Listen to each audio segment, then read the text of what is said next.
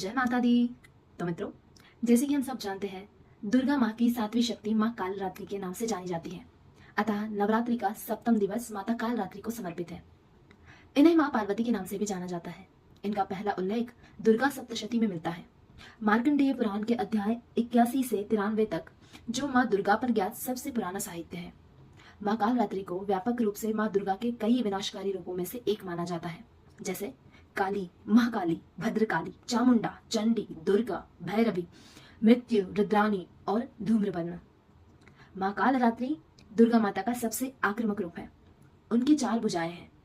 अपने ऊपरी दाएं हाथ से वह भक्तों को वरदान देती है और अपने निचले दाएं हाथ से उन्हें निर्भयता और सुरक्षा का वचन देती है, जबकि उनके बाएं ऊपरी हाथ में खग व निचले हाथ में लोहे की गदा है।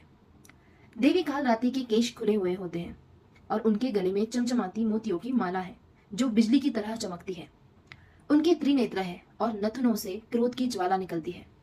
वह गधे पर सवार है, जो सबसे अधिक दुर्व्यवहार और परित्यक्त जानवरों में से एक है।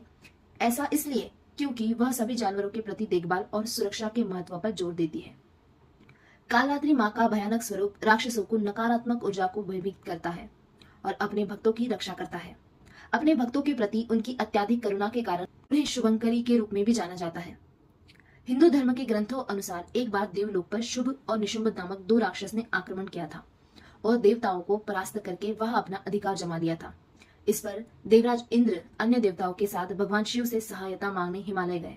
साथ में उन्होंने माँ पार्वती से भी प्रार्थना की।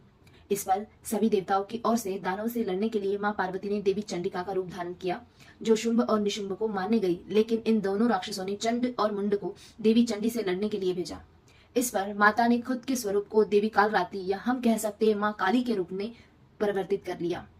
भागवत पुराण में कहा गया है कि माँ कालरात्रि ने युद्ध के दौरान चंड और मुंड के बाल पकड़कर उनका सिर धड़ से अलग कर दिया था। इसी पर माता का नाम चामुंडा पड़ा।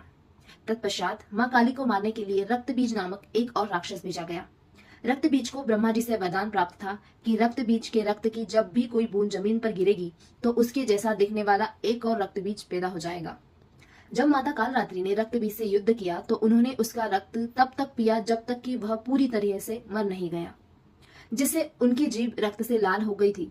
तत्पश्चात उन्होंने शुंभ और निशुंभ को मारकर इंद्र आदि देवताओं का कष्ट दूर किया। माँ कालरात्रि ग्रह और बाधाओं को दूर करने वाली है।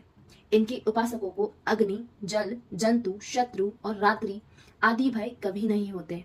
उनकी कृपा से वह सर्वदा भय मुक्त हो जाते हैं। माँ कालरात्रि का पूजन करते समय उनके स्वरूप विग्रह को अपने हृदय में अवस्थित करके मनुष्य को एक निष्ठ भाव से उनकी पूजा करनी चाहिए। वे शुभंकरी देवी है, अतः उनकी उपासना से होने वाले शुभ की गणना नहीं की जाती। माता की सच्चे मन से पूजा अर्चना करके उनको खीर और मौसमी फलों का भोग लगाना चाहिए। माँ कालरात्रि की पूजा में गुड़हल के फूल चढ़ाना शुभ और पवित्र माना जाता है, जो कि लाल रंग के होते हैं। यदि उपलब्धता हो पाए तो 108 गुड़हल के फूल चढ़ाने से माता प्रसन्न होती है। वैसे देखा जाए तो माँ कालरात्रि के भारत में बहुत मंदिर है, पर उनमें से सबसे प्रसिद्ध मंदिर है उत्तर प्रदेश के वाराणसी शहर में स्थित है।